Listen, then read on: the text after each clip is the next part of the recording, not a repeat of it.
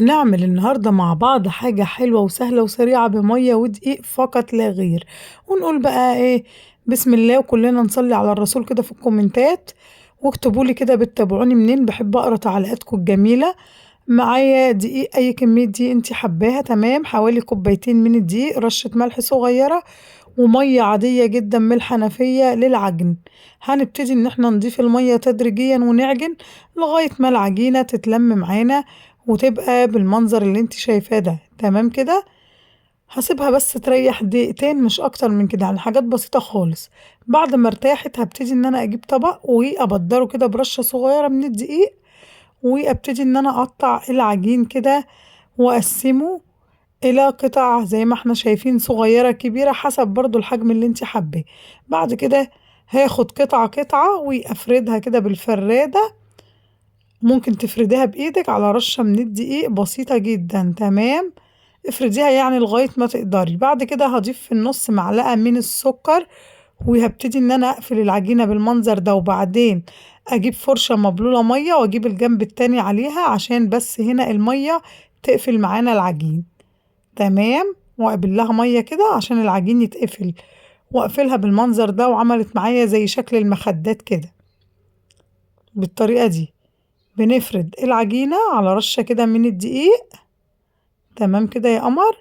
وبعدين بضيف معلقة الحشو اللي هي السكر في النص، ممكن تحشي جبنة، واقفل العجينة كده على الحشو. وطبعا عشان تتقفل معايا هبتدي ان انا ادهنها فرشة بمية، مش سمنة ولا حاجة، مية عشان تقفل معايا، واجيب الجزء التاني عليها كده واطبقها، واقفل بقى الجوانب بتاعتها عشان الحشو بتاعنا اللي هو السكر ما يخرجش بره، تمام كده. جهزتهم معايا وبقوا بالمنظر اللي انت شايفاه ده، عملوا معايا 6 قطع.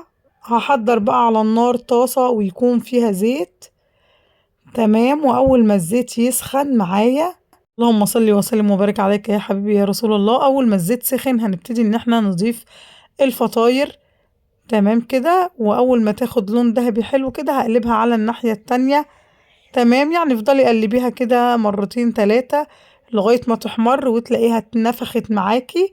وما تقلقيش مش بتشرب زيت تماما، الناس اللي قلقانة انها تشرب زيت مش بتشرب زيت خالص خالص، تمام. الحلوة دي سريعة جدا، يعني مية ودقيق، وكلنا عندنا الطاسة فيها الزيت اساسا، والسكر برضو موجود عندنا. وهتعملي حاجة سهلة سريعة كده للولاد بالليل وهم سهرانين، أيام الشتاء بقى لو انت جعانة بالليل وعايزة حاجة مسكرة، يعني هتعمليها بسرعة البرق، ولا خميرة ولا أي حاجة.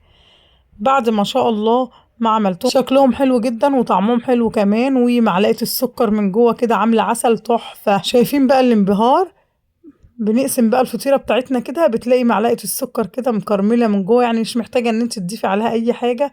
طعمها حلو جدا جدا، ما شاء الله، مش شاربة زيت ولا اي حاجة، سهلة وسريعة واقتصادية، مية ودقيق، وهتعملي احلى حاجة حلوة لولادك. ما تنسوش اللايك يا قمر، باي باي.